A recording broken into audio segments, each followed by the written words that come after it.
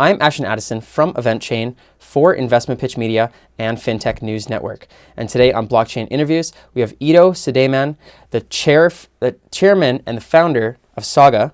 Thank you so much, Ido, for coming on the show. It's a pleasure to have you here today. Thank you so much for having me, Ashton. It's a pleasure. You're very welcome. I'm excited to dive deep into the Saga project so far. If you could kick it off by giving, what is the vision and the purpose of the Saga blockchain and the Saga cryptocurrency? So we're very excited to have launched Saga just a week ago, and that's the fruit of 2 years of work and a year and a half since we've published our white paper. The vision behind Saga and the mission statement of Saga is to design a global currency that is complementary to existing national currencies, in the sense that those currencies, those national fiat currencies, as we would call them, were designed to meet the national economy, to react to a national policy, economical and monetary policy. But we are witnessing in the past 40 years or so, an ever-increasing scope of a global economy that is not impacted by any single nation state's decisions and policies. And history is very consistent. When there is a new scope of an economy, it requires a store of value, a medium of exchange, and a unit of account, which accounts for a currency. And this is exactly what Saga is trying to design. One that would reduce the friction of borderless transactions, but would also permit a store of value that is not only exposed to national decision vectors and policies. Very interesting. And currently, the most popular cryptocurrency being Bitcoin, and most of these major coins are not backed by fiat currencies, yet people argue that they have those three principles of money. Do you see those principles in Bitcoin, and is it not actually as functional as the Saga coin for working as an alternative to the American dollar, for example? So Bitcoin was definitely the starting point and the canary in the mine. It was the first attempt that has proven the world and us amongst it that a non-governmental currency could be envisaged. Having said that, Bitcoin is not serving as money. And this is not a self-proclaimed feature, right? The ones that would decide whether something is a currency or not are the people that are deciding to use it as such or not. And I think that it is very clear that Bitcoin is not serving as a medium of exchange, and let alone a unit of account. The store of value feature is yet to be debated. Bitcoin have seen a loss of several tens of percents of its value over the past week, and then regaining about 10% this morning. This is not something that allows it to be a currency-like store of value. It is extremely volatile. The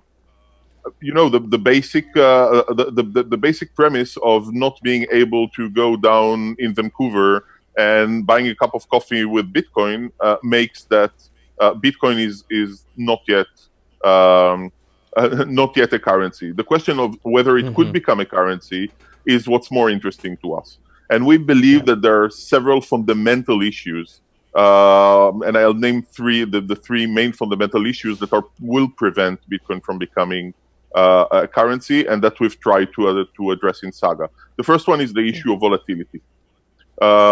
Obviously, a currency needs to have a balance between a prospect of growth. When you get a salary in a currency, you would like this salary to gain some value and at least not lose its value. But balancing this prospect of growth with stability, because my grocery merchant would like to receive a currency in which he can meet his obligations the next day, pay his employees, and buy more goods. And this cannot happen with raging volatility that we're witnessing in crypto markets currently. So volatility is one. The second one is the ability to bridge with the traditional established financial system. And this, as we know, is extremely hard. And we believe that the main reason for this hardship lies in the lack of compliance with AML and KYC standards, which is a result of the pure anonymity of Bitcoin. And the third one is governance. Eventually, Bitcoin came up with a monetary model. So did we. We believe that the full decentralization of governance makes it extremely hard to take decisions and adapt models to a changing reality. And while reality always changes in a non-deterministic way, models that are deterministic and cannot change, we believe will trail other models. So this is exactly what we addressed in Saga. We built a monetary model that relies on a basket of currency. I guess we will get into that very quickly, and tames volatility on the way. We are fully AML compliant, and we've created a proprietary governance system to allow the currency to represent the holders on one hand, but to take decisions efficiently on the other. That's very interesting, Ido. And from what I hear, it sounds like that, having Saga backed by a basket of goods, it's much more similar to what we've seen with Facebook's Libra coin. And now, if we could give a comparison, governance aside, more so on the backing, how are you guys different from Libra coin, and what do you believe is the proper basket of goods to back a stable cryptocurrency? Okay, so first and foremost, Saga is not a stable coin. So we are using the reserve to tame volatility on our way to independent value. And I'll explain how we are doing it. But there are definitely some similarities. The first one is the decision to rely on a basket and not on a single currency. And I think that this decision is a function of the target that we're trying to solve. If we want to create a global currency, then we need to rely on a basket that is the current reflection of a global economy, and no single currency is reflecting the entire economy. Unlike Libra, we have chosen not to build or compose our own basket, but to rely on a basket that exists from 1969, which is called the SDR. It's a basket of currencies that is designed by the IMF, in which currently central banks are holding their own reserves. So since 1969, central banks, just like every one of us, wants to hedge from the risk of fluctuations of different currencies, and the basket they are using is the SDR. Funnily enough, the SDR is only available for them. You and I cannot buy SDR, only central banks. And this SDR is composed out of 5 currencies in different weighings, the dollar, the euro, renminbi, yen, and pound. And we're not determining it, because the entire idea of relying on a basket is on relying on trialed, tested instruments that have already proven trustworthy, and migrating this trust into an intrinsic value very slowly, in a way that tames the risk and therefore tames volatility with it. So we are relying on the SDR, but we're not relying on it fully. We start by full backing on the SDR, but as more Saga is being created by the market, because it's a flexible supply of money model, the reliance on the SDR decreases gradually, very, very slowly, until the currency is completely independent. And so the price of Saga will fluctuate. The reserve reliance will fluctuate as well.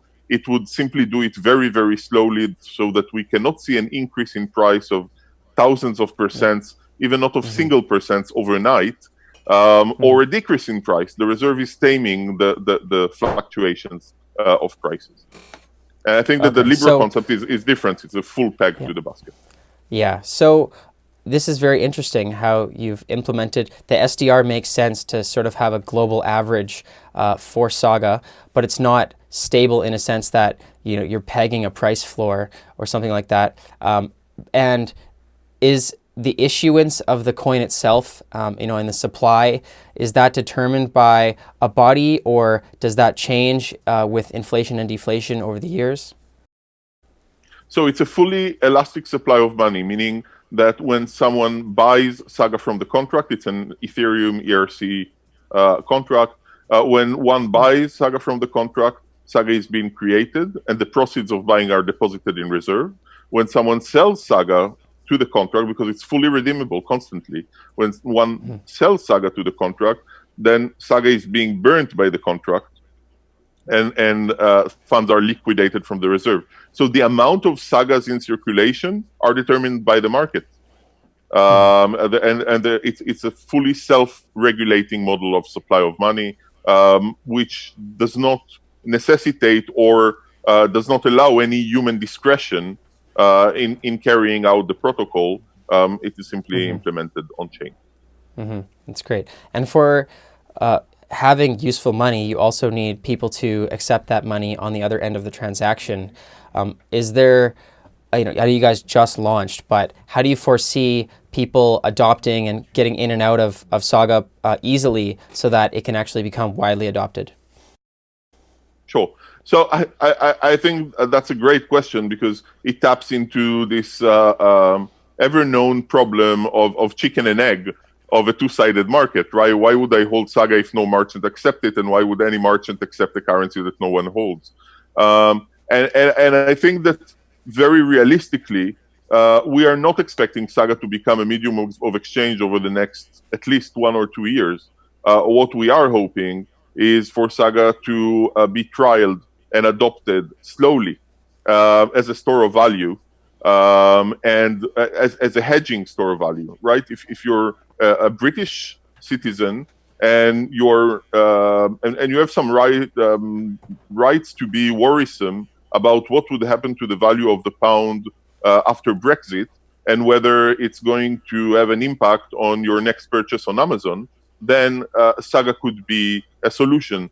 It could be a solution for hedging your global exposure, which is relevant to each and every one of us.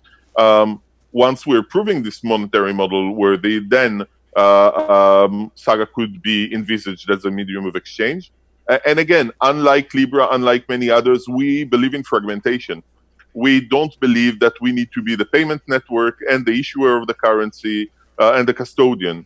We are very content with solving a very distinct issue, which is what is the proper monetary and governance model to issue a global non-governmental currency. If we are able to solve this problem, we're very sure that many others would be able to solve their pieces of the puzzle, whether it's the blockchain scalability, or laying down the payment network, or providing custodianship solution for those who do not wish to keep their ledgers under the mattress. And we've built Saga in a way that the protocol is very adept to collaborate with such solutions. Well, it sounds like you guys have done a lot of work to get to this point, and now that you've launched last week, what are the next steps for Saga and the Saga team? Is it trying to aid in the marketing efforts and trying to grow it, or looking for more trial users or strategic partners? So it's all of the above. I think that the first mission is a mission of education, and not necessarily just in regards to Saga. The one of the biggest challenges we have is that we are trying to explain why money needs to change, where most people don't know how money actually works currently. And that's a challenge the entire industry is facing. But with the complexity of the Saga monetary model, and the complexity of our governance model, it becomes an even greater challenge. And it's our responsibility to simplify. It's our responsibility to pass the message across. Other than that, as I've mentioned, I think that our main mission is to put Saga on trial, because we're all experimenting with money, right? We believe that Saga is a very responsible experiment. One that has a lot of downside protection because of the volatility taming of the reserve, but it's still an experiment. And so our mission is to engage more and more partners and more participants in this experiment, and to prove to ourselves and to the world that the monetary model is indeed doing what we intended to do. We've been advised in the creation of this model by central bankers, Professor Jacob Frankel is a part of our advisory board, Professor Myron Scholz. We believe that this model is extremely robust. It is extremely reliant on proven central banking instruments, but eventually the market would be the judge of that. And if those trial users or partners are looking to get more educated or just reach out and get involved, what's the best way for them to learn more information? So first of all, on saga.org, our website, which is built in a sort of a layered way where there are rather short explanation of very complicated problems, but then there is a resource section for deep dives, and obviously on our Twitter, Facebook, LinkedIn handles, where our blogs are being published and AMA sessions, etc. Great. Thank you, Ido. I'll leave those links in the description box below. That's all the Thank time you that so we have much. for this interview, but thank you so much for coming on the show, and let's follow up in the near future. Would be very, very happy to. Thank you so much, Ashton, for having me. It was a pleasure.